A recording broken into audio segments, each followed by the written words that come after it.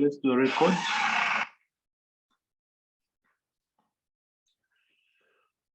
The name of the company, our company is here. Straightforward, that one is straightforward. So our company is here, it's B. The foreign currency is the USD. The domestic currency is the euro. So what type of exposure do we have here? Can somebody specify the type of exposure that we have? The receipt. Yes, it's a net receipt. So we've seen that our company is going to receive that amount of money, isn't it? Yeah, so they expect that money. So the dollars that they're expecting. Today is 1st March, transaction date is 31st August, or the way I prefer, some of you know by now, I would prefer to call this 1st September. Doesn't change anything, does it? No. Let's focus on the quotation system. Let's focus on the quotation. Let's agree on the quotation system.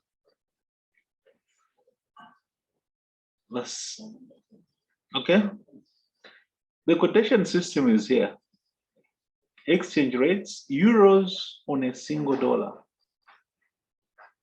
Euros on a single dollar. So what quotation system has been given to us? Euros on a single dollar. Huh? Direct. That's a direct quotation. Direct. Yes. You are now Yes, expert. it starts with a domestic. Yes, so this is a direct. So this is direct quotation. So these lower rates here, this side, they're used when the bank is doing what?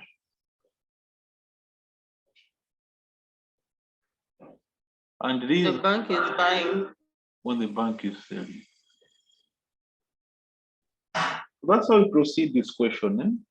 Once you do that in your question, you won't have challenge, you know. The question will just be moving smoothly. I'll check those who submitted their test, how they have fared, if they're able to do this. So that summary, you know, it helps a lot. Eh? Some people say, should we do that in the exam? Well, we are professionals now. We cannot be dogmatic about issues.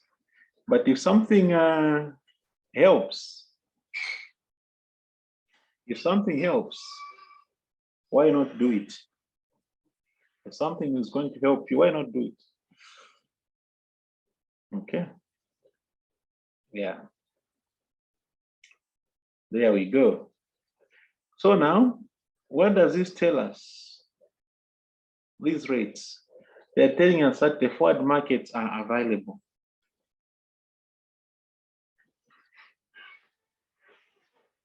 They are saying that the forward markets are available. That's what they are saying.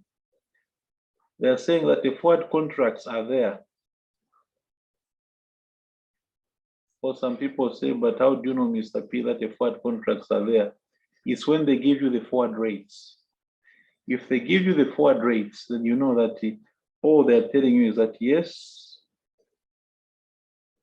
we have forward markets. Otherwise, how did they get the forward rates?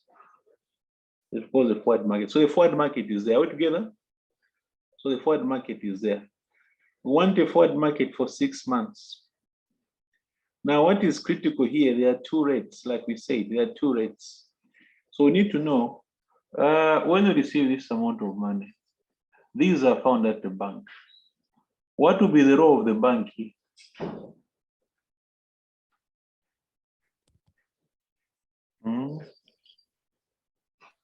To buy dollars. So the role of the bank is they're going to buy dollars from us. And we have said that when the banks, so we identified, okay, we identified, but these rates this side are for what purpose?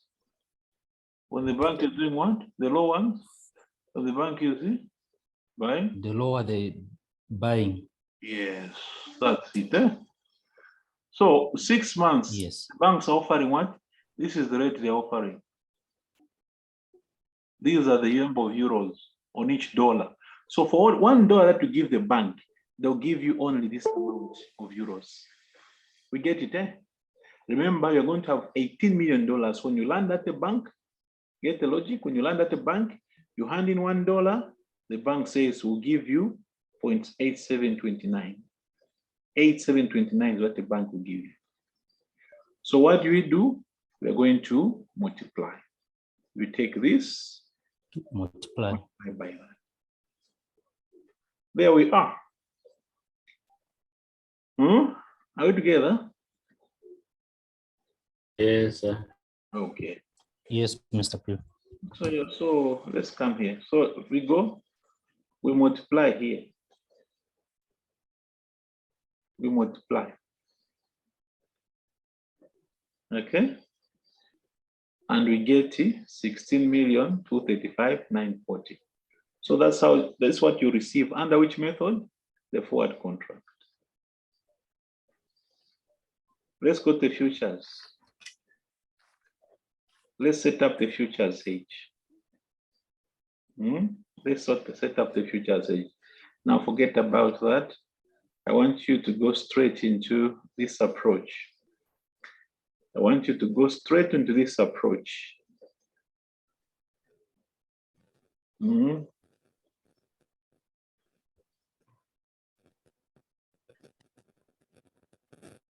Let's go.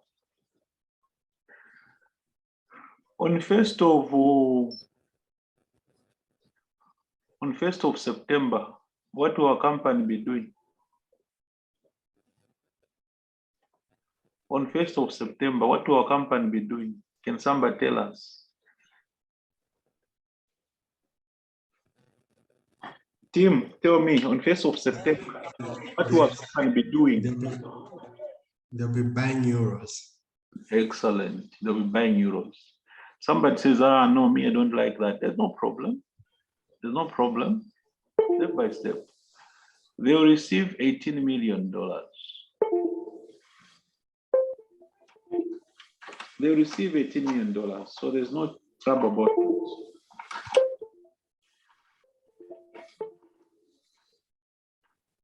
They'll receive $18 million. When they receive this $18 million, what are they going to do with $18 million?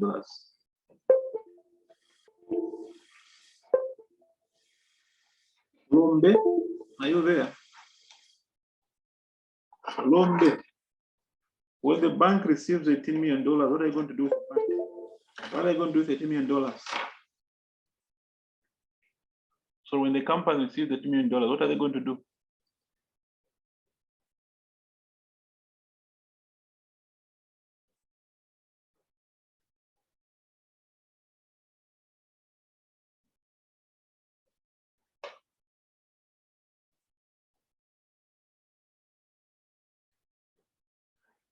The company is going to sell these dollars. They'll sell the dollars. Now, I think it's Joseph. He has told us that we need now to talk in terms of what? We talk in terms of what? Contract size. The contract currency. The contract currency.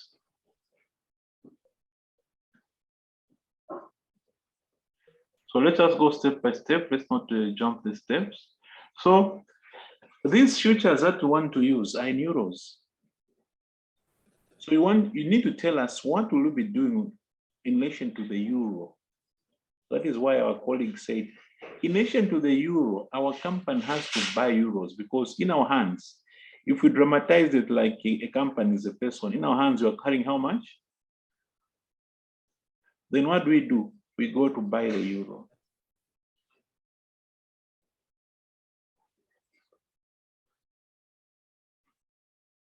We're going to buy the euro. So you want the obligation, you want to take an obligation to do what?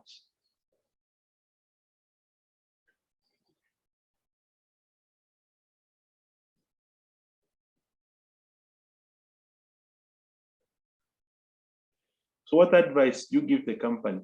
This company should do what?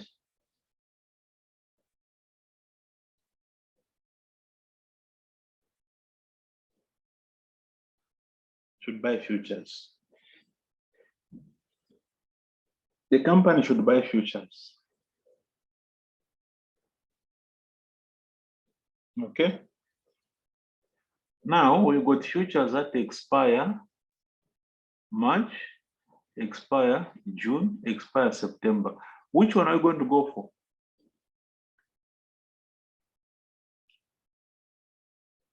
Which one are you going to? September. September. Yes. So September. So we go, because you see, they say that these expire at the end of each month. So these expire end of September. Our transaction is coming when? 1 September. 1 September. So we want on that day to have futures which are still alive, which are still active. So the futures which are still active on that day, and which will be the first ones to expire after that day, are the September futures. So that is how you pick September. So you have taken an obligation to buy at that rate. Okay. Mr. Piri, Yes. just a quick question. Mm, Like on the contract size, mm, it's in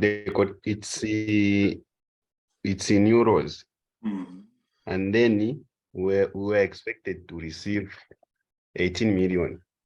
$. Yeah, so you're saying since it's in euros, we are going to buy. So take for instance, if these were quoted in USD, what we are going to do? It is about in USD. Yeah, the contract size.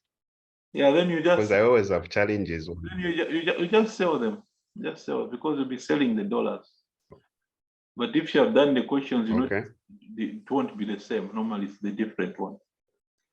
But if so you just mark this as Joseph said, just mark that. Express the requirement in terms of the euro. That's all. So if there was a distinct dollar, you're going to talk about a dollar. If it was a pound, you would have been talking about a pound.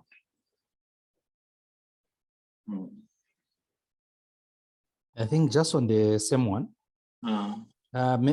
maybe even for me, when I'm going through questions, sometimes it's a bit confusing. Like you find maybe there's no consistency. So I don't know if maybe you can assist us where we have a position. If maybe we were dealing with a payment and the contract size is the first one, we have a payment, the contract size is domestic, and the other one, the contract size is foreign. And also when we have a receipt, where we have now the contract size is foreign and domestic. Maybe you give us a position so that because sometimes it's a bit confusing. The position is so that we just know the position. The position is very consistent. It will never change. What you can do in your studying, just capture about 3-4 questions and bring them over to me, and the position will not change. That issue of trying to mark that a payment is this, a receipt is that, will not work, because the examiner can give you a hypothetical situation. I know some people say, you always do, it can't work that way. It can't. What is work and what is consistent is to know to interpret these futures, what do they do? So whether they're going to use a hypothetical currency, because an examiner can use a hypothetical currency as well. V dollar, Y dollar. So what you are going to master yourself is these are futures. Futures give you an obligation. Ask yourself, an obligation to do what? To buy or sell euros, full stop. Once you mark that one, it's over. It's more like what we have said about direct and indirect, where you say, how do you know that it's direct or indirect? All you do is you come here, you say, we are starting with this one. That's what we are starting with. Is this a local or domestic currency? Is it a foreign or domestic currency? Once it's domestic, then you know it's direct. Whatever happens. So even if I change here, I put W dollar and V pound, you just say, tell me the country where I am, what is my currency? Once I tell you that, you come here and you say it's a direct quotation. The issue of saying what should we do in a payment and in a receipt, it varies. It's not the same. Because like Lombard said, okay, Lombard said that supposing this was a dollar, everything changes. It does change. Everything does change. Traditionally, futures are always in any currency other than the dollars. For many years, most of the questions, you never find the futures in dollars because the price is always in dollars. However, 3-4 sittings ago, the examiner changed. They put $1 here. They say, why can't we put $1? I can put $1 there. It's up to the student just to realize that this gives you the obligation to buy or sell dollars. And that's it. So what would happen traditionally, like American companies? If an American company sells to you to the UK, then they're expecting pounds. Huh? So the pound becomes a foreign currency. The point is that you would readily find futures in pounds. So you find an American company is expecting to make a payment in pounds, and also their futures in pounds. In which case, Lombe's point to become valid that and that are the same. So that standard position of yours will switch. So here's my advice. Ask yourself, okay, I've got futures and I know my futures give me an obligation to buy or sell. Ask yourself to buy or sell what? This. Don't even worry about the number. This number is not necessary. What you need is this symbol here. That's all. So now you ask yourself, so me now, when my transaction comes, will I be buying euros or selling euros? Then you say, because I'm going to have $18 million, I'll be buying euros. So then I must take an obligation to buy euros. I don't know if that helps you. That is consistent. It never changes. That one will never, ever change.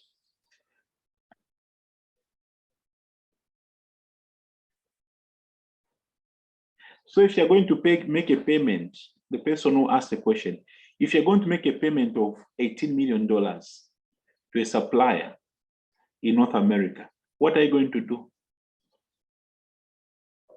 Do you buy or sell euros? What are you going to do?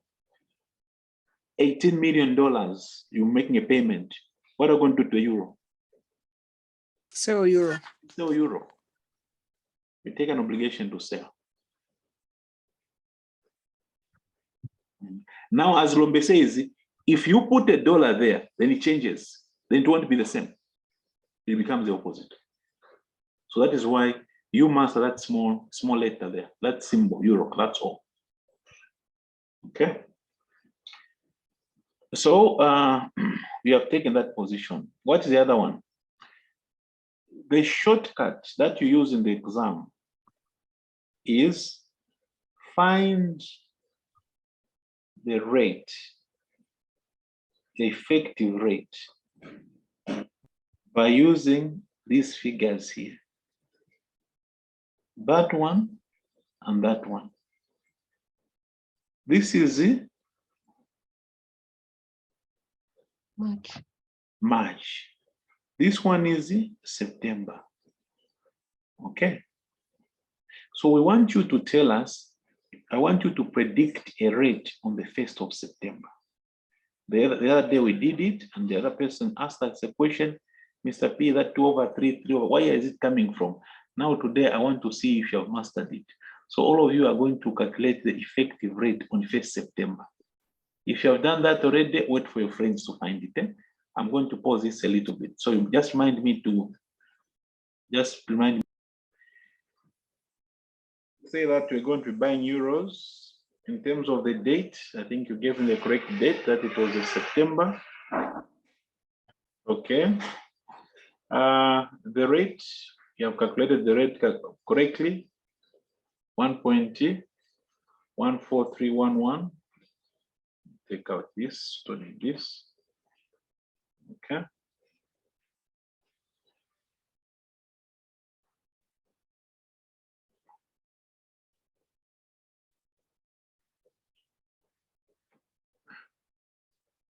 Okay, so there we are. The number of contracts at 1.4, and the result is 16,271,542. Okay. Yeah. Now some of you may say, wait a minute. The question also had also said something about the issue of underhead and overhead. Yes, it's possible to do it, although it will take you unnecessary time here. Normally, Mr. Piri, yes, please. so is it okay if you just talked about the effective closing rate? How we arrived at the 1.1431? Oh, okay. Please, good people. Yeah, just go through that. Okay, good people. Who was it? Who was the expert? We had an expert here who gave us the information. The expert, who was our expert here? Who's the expert, please, to show the friends how to find the figure? Okay, I think I can try to explain how the 1.1431 was found, basing on the on how you taught us last night. Well done. Go ahead, madam. So we have the rate as at the 31st March, and also the rate on 30th September. So we have to find the difference, and then the period to use. You find that from March to September 30th, there are 6 months. And then from March to 1st September, there are 5 months. So that's 5 over 6. So then that the rate at 31st March, which is 1.1476, since the rates are decreasing going into September, so we're going to subtract the difference that we'll find between the rate at on 31st March and September 30th, then multiplied by 5 over 6, which will give you 1.1431. If you have you followed what you have said, Lombe? Yes, yes. Mr. Piri, I'm a bit lost. I had done that, but what I did, I multiplied the difference by 5 over 6 times the difference. But then I didn't know whether it is to add to the March rate or to subtract. You have asked a very good question because you're very specific in your question. So what is happening here? Look at what's happening here. 1476, 1422. What's happening to the rates? They're decreasing. They're going down. So it means that you need to go down every month. Every month you're going down. So we take this difference, divide by 6, multiply by 5. And that's how you get this figure here. Then this figure, you knock it off there. You have asked a very good question, because specific.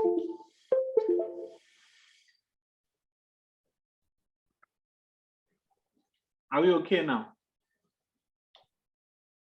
Mr. Piri, when do we get to use the currency rate and also the future rate? Like where you would use the spot rate and then you use the future rate, and then you use the forward rate, and you use that to calculate the future. The method we taught you is just forget about the cash markets. Just look at the futures, that's all. Okay. Don't even touch it. You just, if you remember, that is why I say after every class, sit down on your own and go through what you have done. I like a person who has taken us through the first. She has really explained what we did just yesterday. She has explained so well what we did yesterday. The futures, March, September. The difference, divide by 6. Multiply by the time from now to the transaction date. You add or subtract, in this case, subtracted. Okay. Sure. Thank you so much. Yes. Thank you, sir. Mr. P, Yes, please. thank you. Thank you so much for that clarity. I think she's also clarified a lot of things for me as well. I did find the figures, but I think I also got confused if I'm going to add or subtract. So please also just share the recording for yesterday so that some of us who were not able to attend can appreciate the lessons as well. Okay. So then you take that figure, divide by that, you get that figure. Yeah. When you're working with the futures, forget about the concept of underhedge or overhedge. I don't think in the exam it's worthwhile. Just leave it from what we have done here. So this is your format, eh?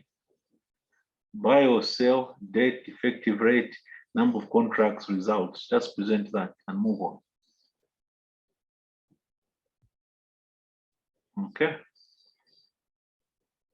That's what you do.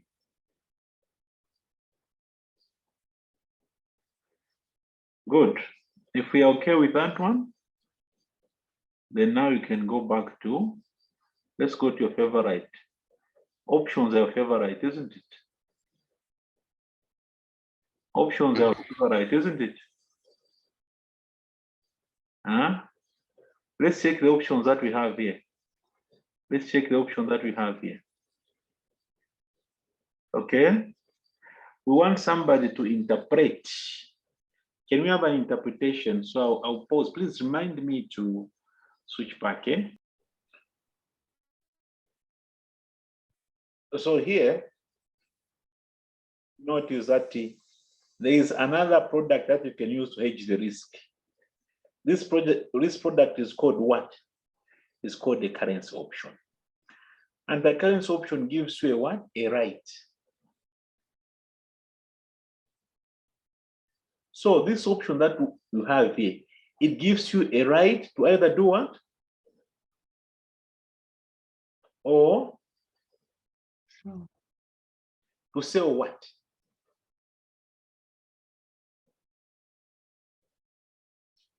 Have you seen that? You sell. So this is an option. This is a right to either buy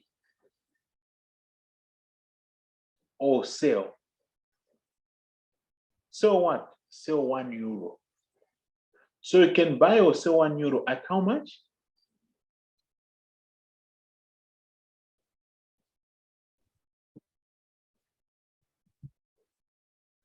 You can buy or sell €1 at $1.142. That's the meaning. So first of all, I just wanted a general explanation about how do you describe this derivative. This derivative is a tradable option. It's not a tailor-made. This is an option that you find at the Futures and Options Exchange. At the Futures and Options Exchange, that's where we found this one. It's not tailor-made. It's not an OTC, no. It's not over the counter. This one is tailored. This one is general. It's tradable. Okay. And it gives you a right to either buy or sell what? €1. This price, the exercise price, they say this, how do you read this? It's a number of dollars on a single euro. What of the premium? These small numbers here are premiums. And these are in US cents per each euro. So if, for instance, if you want a right to buy €1,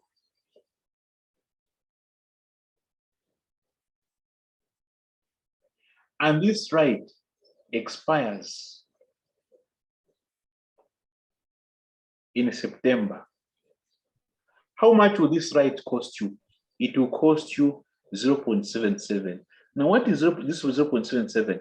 They're clarifying that this one is cents, US cents. So this is 0.77. So these are US cents. So these are cents. So this is not a dollar, no, these are cents. So this is 0.77 cents.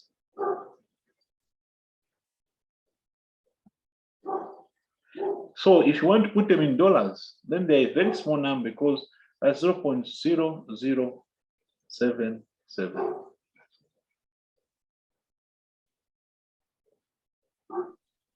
Now somebody has answered the question for us. So which one are you going to go for? Are you going to go for a call or a put? What is your answer? What right do we want ourselves in relation to the euro? What right do you want? You want the right to buy. You want the right to buy. Oh. What? The call option. And want the option which expires when?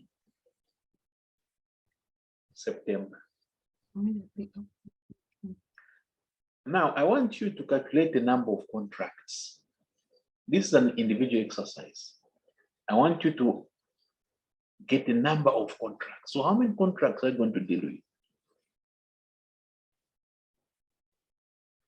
On top of that, I want you to calculate the premium. How much premium will it cost you? So we've got 2 items to calculate. Calculate these 2 items, please. If you make a mistake, don't worry, we'll correct the mistake together. So let's go. Let's do the computation. Each one of you.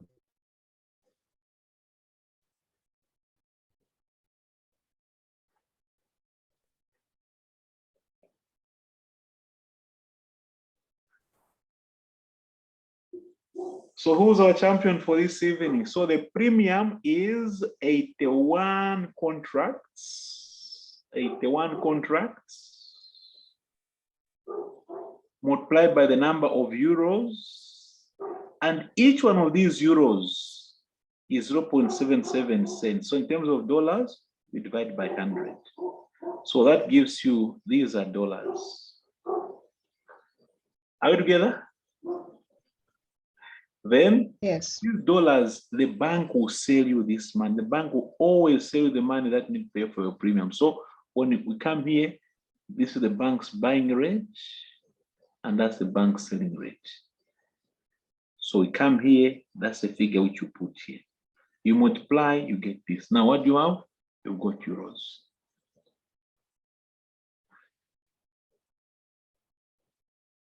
Okay, I'm sure you have seen or missed it, eh? Isn't it? You have now understood you missed it, eh? Yes, yes. Yes. All right. Yes. Excellent.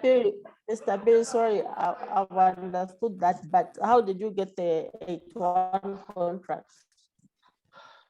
Oh, the 81 contracts. Oh, Oh. okay. So the 81 contracts, what did we do, people? We say the 18,600,000 divided by what? So the rate is 1.42. $1.42.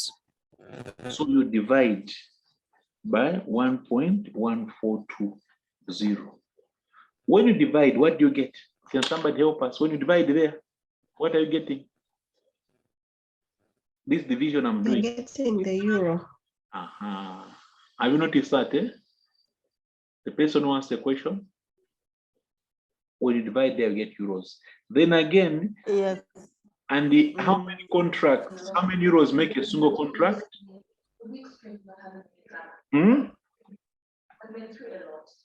It's 200. 200. Yes. So this is how we got that answer there. But Yeah. Mr. Johnson, when I did that, it was coming to, is it to 82 or something? I don't know. You are getting 81.4. I think 82. Maybe we rounded off some figures. Maybe 1.4. We rounded down. It's supposed to be 81.4. Okay. 1.142 divided by 200. Yeah, at 1.4. So what gives you? Oh, sorry, I got the, instead of getting 8. Okay, I made a mistake with 18. I was picking 18,900 instead of 600. Okay. Okay. There we go. I hope all of us are happy with the premium.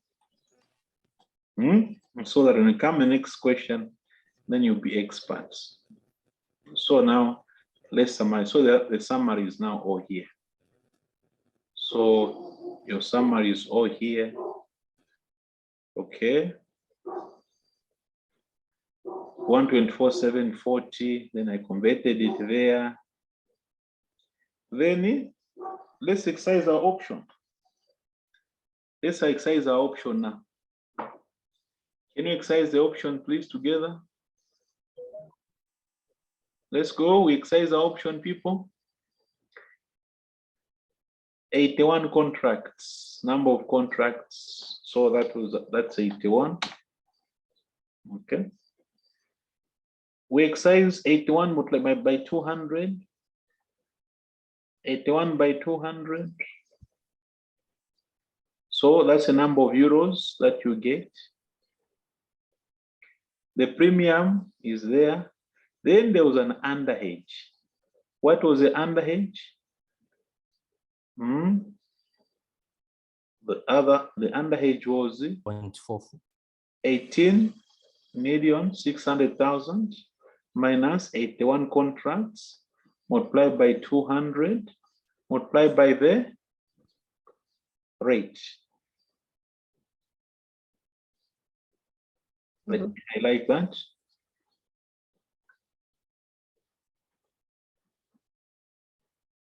There we are.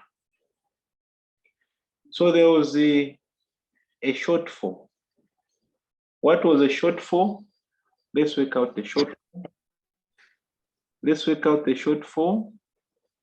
Are we happy with 99,600? This is my shortfall here. Are we happy with that shortfall? Yes. Yes. People Yes. that shortfall. So this shortfall, where do we hedge it?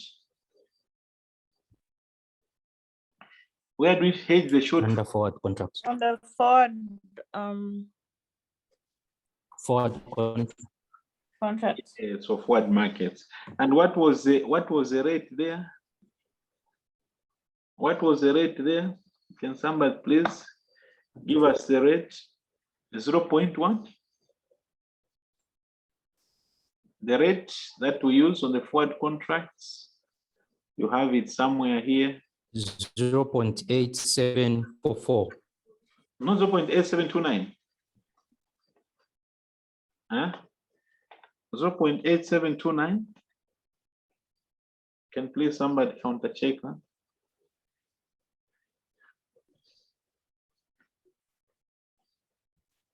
Yes.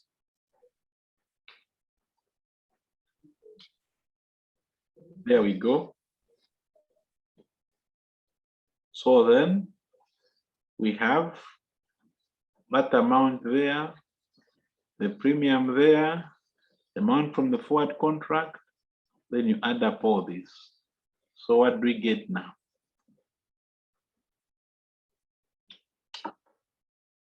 Okay, something funny happened. There we are. Are we happy with that? Mr. Perry. Mhm. So even with the, for once, I also thought 0.744. So even with the forward markets, when it comes to the underhedge, you always look at it from the currency of the contract. So in this case, we are still looking at buying the 99,600, meaning if we are buying, the bank will be selling to us at a lower rate. That's why you've gotten the 0.78. That amount of money was not covered. So the bank will buy it. Bank will buy it from us. Remember that amount was not covered. Let me just make sure that we have picked the correct figure. There are a lot of figures here. So I just want to make sure, let me make sure that the correct figure has been chosen here. 0.8729 under forward. Yes, that's the one. Is that okay? Okay, yeah, this is fine now. This is fine because I was confused. Okay, 8729 is what the bank will offer us. Huh? Okay. Okay. All right, that is okay. I just want to summarize the results.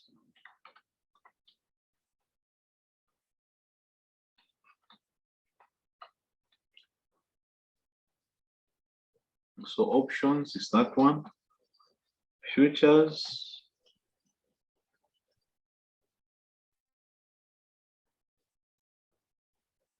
Is that one.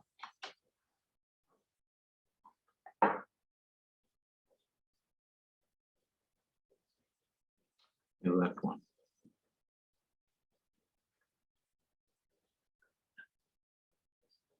So which one gives us the best result? Which one gives us the best result? The highest receipt is coming from where? From futures. So which one would you encourage the company to go for?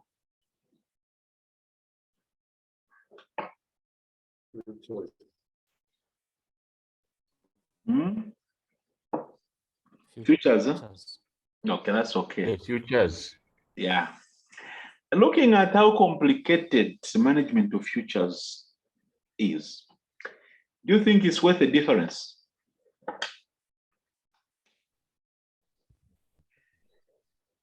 When you look at how complicated futures are, and also how complicated hedge accounting is, do you think the difference is worth the futures?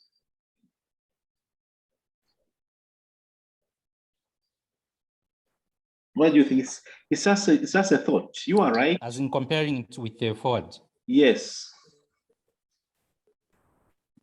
Yeah, maybe better to go on the forward market. Yeah, that's just a thought. That's just a thought. So much as futures give a good result, maybe practically, we may want just to go for a simple forward contract, which is so easy to deal with. Yes. But doesn't mean that to be marked wrong. Yes. Doesn't mean to be marked wrong, but that's a thought you can put across. The difference is quite minimal. Okay, fine. Are there any questions on what we have done so far? Maybe just a question. Yeah. There was at the time we were doing the futures. Yeah. We talked of the effective rate. I know some of us, we didn't attend yesterday's class and there was no recording posted. So if we stick to because again, this is new, and then if we start mastering the method, if we stick to the formula of the basis risk, where we use the current price and the futures price to even find the closing basis. And then we deduct the closing basis from the opening futures. Are we going to be okay? You'll be okay, but you won't have the time. In the exam, I did it personally. That's why I haven't hidden my answer. I don't discuss my answer because it's quite long. If you notice there's something that is going on here, if you notice this, that was my answer. Look at how long that is. You go through all that route, that route, the whole of that route. It's not worth it. That is why I say, just do a shortcut. Just do that.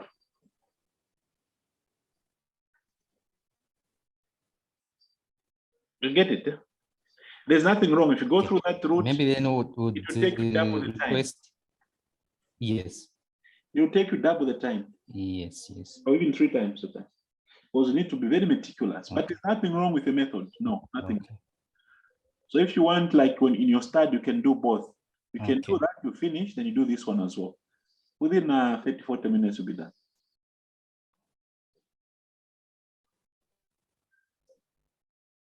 Okay. Now, one of the reasons why I brought this question, really, the major item is what follows. Marking to the market. I want one of us to explain to us, what is marking to the market? We want that admin aspect to come out.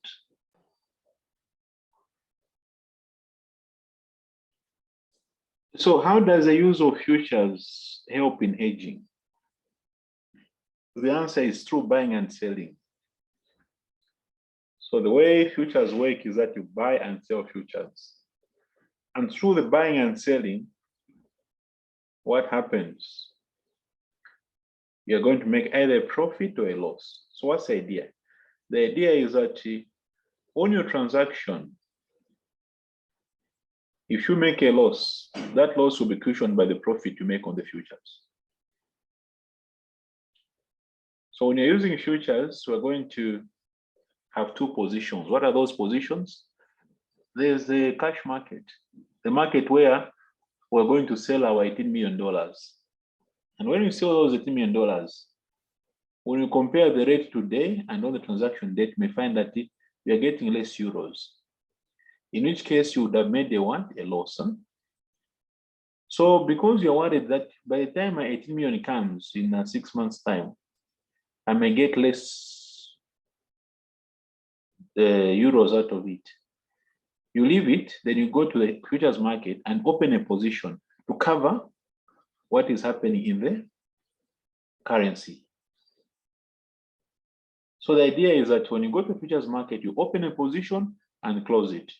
How do you open and close? It's through buying and selling. So like in this case, we are starting off by doing what? Ourselves. How do we start a position? What prescription have you given? Tell me. What have you told me? How do you start a position? Our company. You already told me the position. How do we start?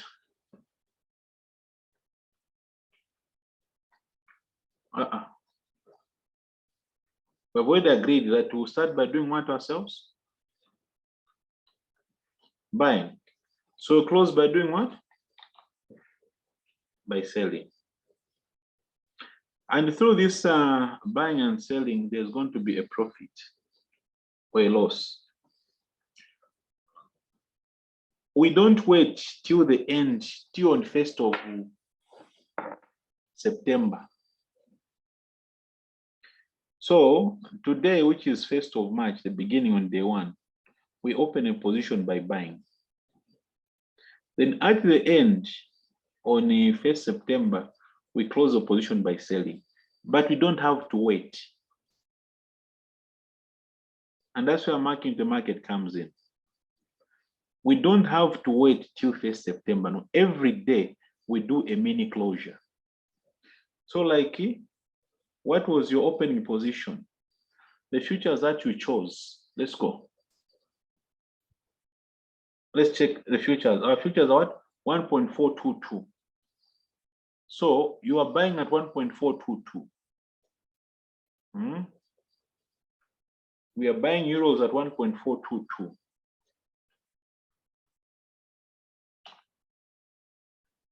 That's what is happening. And then at the end of the closing day, we do a mini closure. What do? We close, we sell. At what rate? Let's check the rate. You sell at what rate?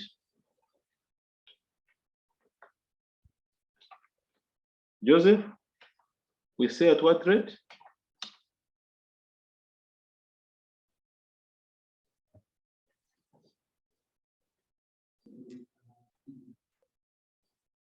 Uh, 1.1431. That one now, Joseph, that rate is at the end in September, but now on a day-to-day basis, they gave you a rate, 1.410, that one. You get it? Yes, sir. The opening day again, you pick this one. When you are closing, 1.418. 1.1418. Have you seen people, good people? Then 1.1433.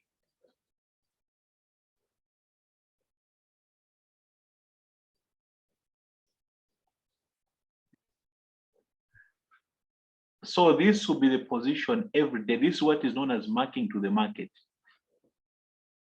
So let's go. Is there a gain or indeed a loss?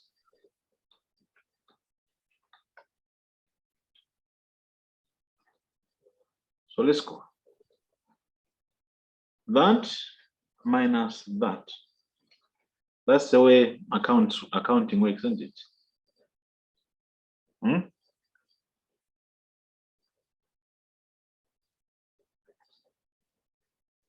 Sales minus the purchase price, eh? Lombe? Yes, sir. Now, let's convert these to ticks. How many ticks are these?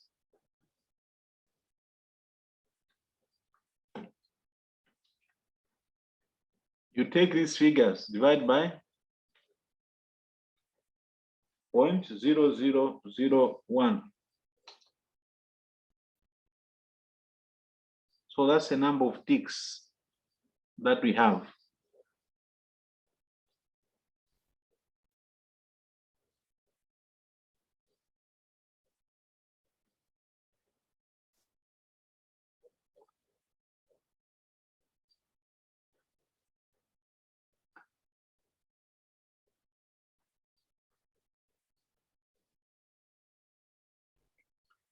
Okay, let me just check this number to make sure it's right.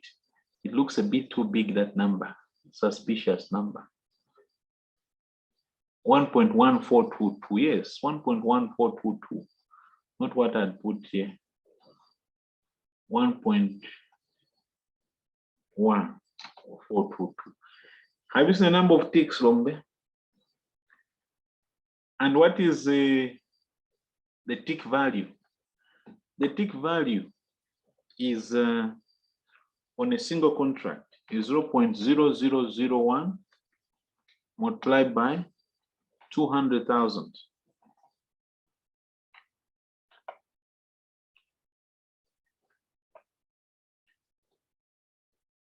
On every tick. So you go now, the tick value 0.0001 by 200,000. So that's the value of a single tick on a single contract, the tick value for each contract. How many contracts do you have? Tell me the number of contracts that you have. How many contracts do you have? 81. So this is the total loss or gain per day.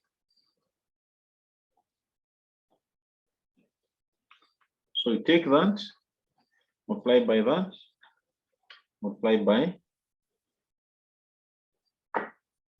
that.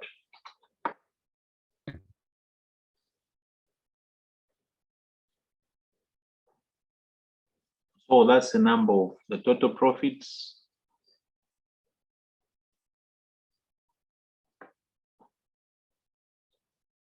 So if it comes in brackets, it's a loss, like that, it's a profit. Okay. So day one, you have made a loss. Day two, profit. Now let's go. What is your initial margin?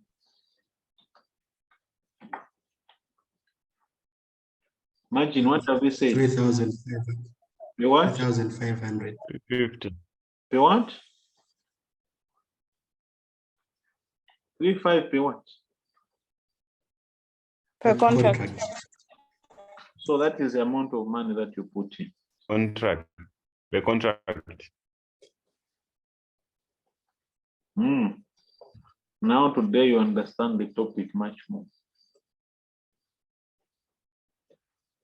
So day one, this is the margin. So here would debit you 283. You need to go and top up.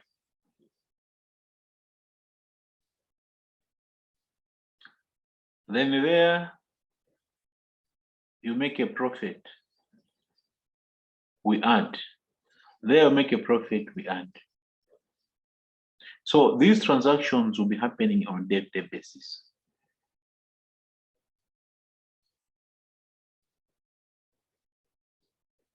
So this is the simple working that we use to determine the profit or a loss.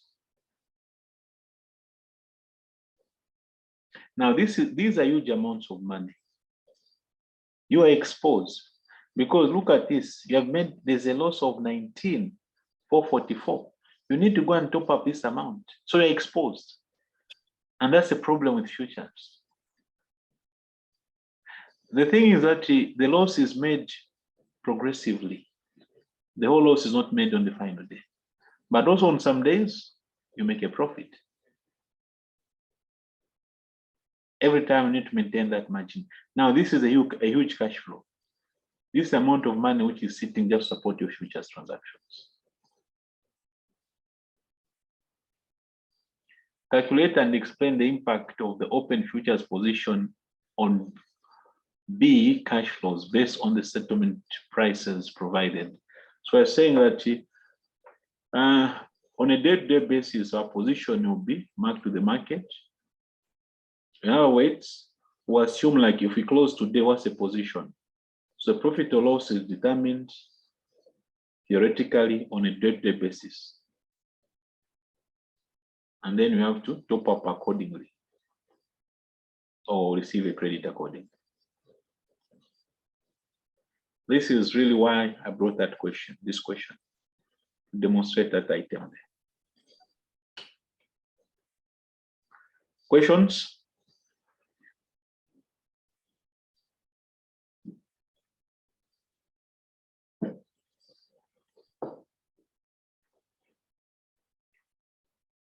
Mr. Piri,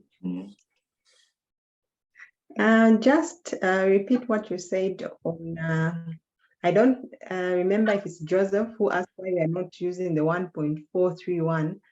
So just repeat, because I remember you mentioned that this price that we've picked here, when we are buying the 1.142, this will be the price in September. So I just want you to re-emphasize why we're not picking the one that we calculated, the 1.431, and we're picking the one in September at the start of.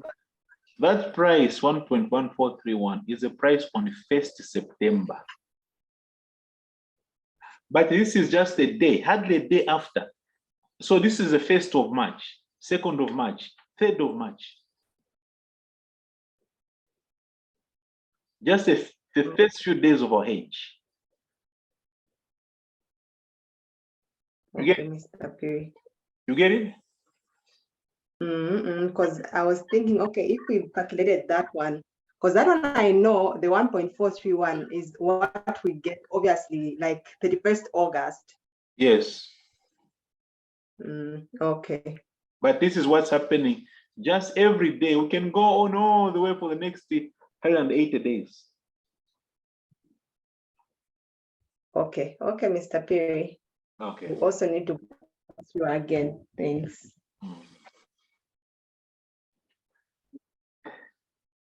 Now let's look at where were the passing marks. Remember, the marks are not in the computations. Explain the rationale for the policy of hedging big companies' foreign exchange risk and potential benefits to shareholder value if that policy is effectively communicated to the company's key stakeholders. You know, this is a question that you must participate and participate fully. What was the thinking of the director? What did the director say? Eh?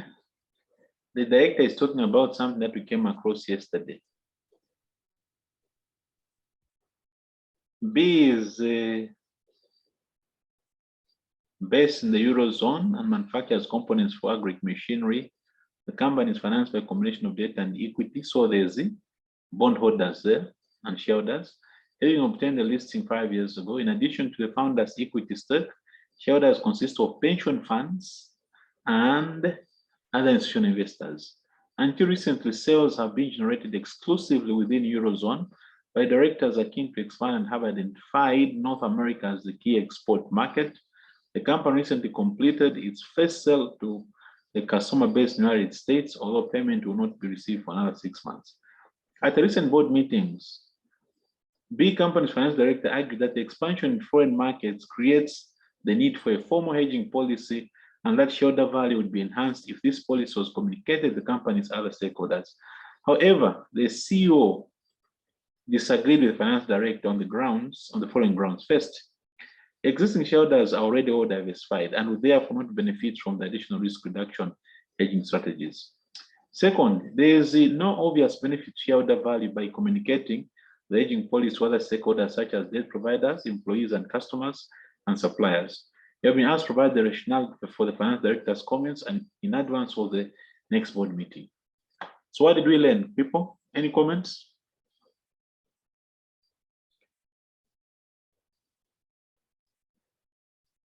You are the finance director now. We are the people in finance. How do you explain this position?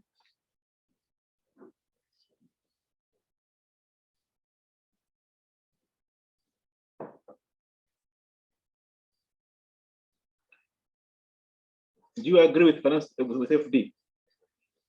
Is your friend? Do you agree? We are both finance experts.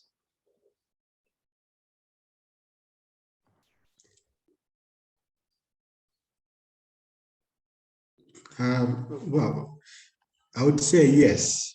Shareholders' wealth is going to be enhanced, or it might be enhanced, or it might go down based on the performance of the company. Like what we discussed yesterday, the economic risk.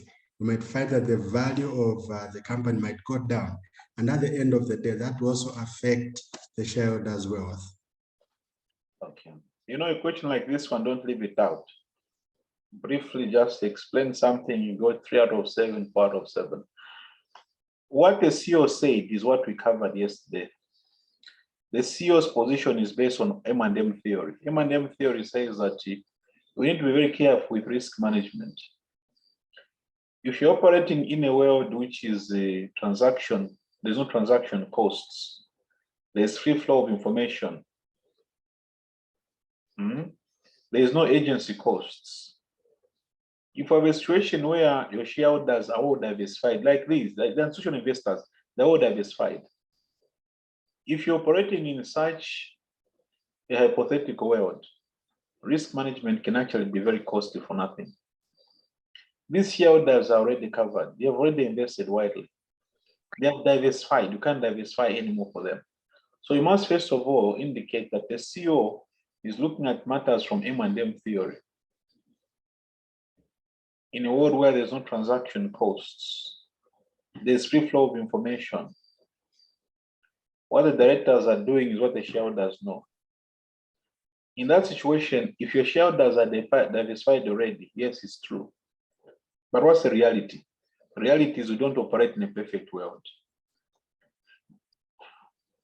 I mean, it's more like all of us. We know that we learn that debt finance is good, isn't it? Debt finance can help an organization to create value. But what is true on the ground? On the ground, what we know is that debt finance is risky. With the best of intentions, what happens? Interest rates can just skyrocket, and that theory may not be correct. And that is why you need to hedge your position. So here, the finance director is being realistic. He's looking at it in the real world. In the real world, there's cost of bankruptcy, cost of financial distress, and there's just fear. So because of all those, it makes sense to do what? To hedge. By hedging, actually, you can get into a secure position and be able to access your debt cheaply because you are secured. So the finance director is looking at the realistic world. And that is why Celestial hedge. Should this policy be communicated to your key stakeholders? The answer is true. We must. If customers know that you have hedged, they're comfortable to do business with you. They're going to support you. They'll be loyal to you. And if they are loyal, you can charge them a high price.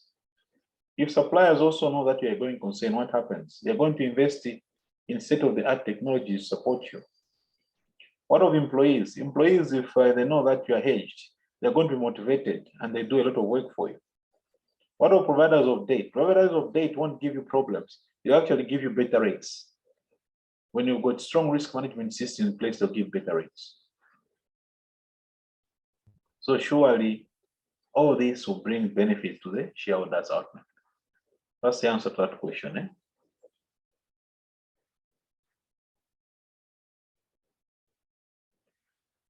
All right, people, that was our week for today. Eh? You've done very well. Now, the paper which your friends wrote, I'll throw it on the forum. Okay. In your own time, tackle the paper so that when you go through it, you also appreciate. Unfortunately, our only mark laws who have submitted their work. So, but when you do it also, so that when you do the review, you can also follow the solution. We are to, from here, we'll have to take another question again on the currency risk. We need to reinforce our position on currency risk. So I'll look up another question on currency risk. We do it. And after that, we can also do a question on currency swap. Okay. Then you can cross over the interest rate. But let's find another question again on currency so that we all reinforce our positions for next week. Okay. Mr. Piri. Tomorrow we do a class at 15. 15 to 17 tomorrow we do a class because there's no class in the evening, so we need to do a class during the day tomorrow. 15 to Mr. Piri. May you share the recordings for yesterday? Yeah. So like when it has been shared, so it means it's too heavy. Like that one keeps on collapsing. Unless I throw it to the YouTube. But I'll try to see if this evening is stable, then I'll push it on. That is why it's nice when you break them up. When you break them up, you find that it's much, it can easily load. That one has I'll try to internet maybe a bit stable now or midnight or somewhere there, then I'll try to push it in again. Mr. Perry, are you able to share the solution for today? The solution that you have done today? Okay. Yes, the worksheet. Okay, I'll share it. I think it's the same one I was using yesterday. I'm not changing. So once I'll just see check the worksheets down there. It's still the same worksheet we were using yesterday. I'll share it. Thank you.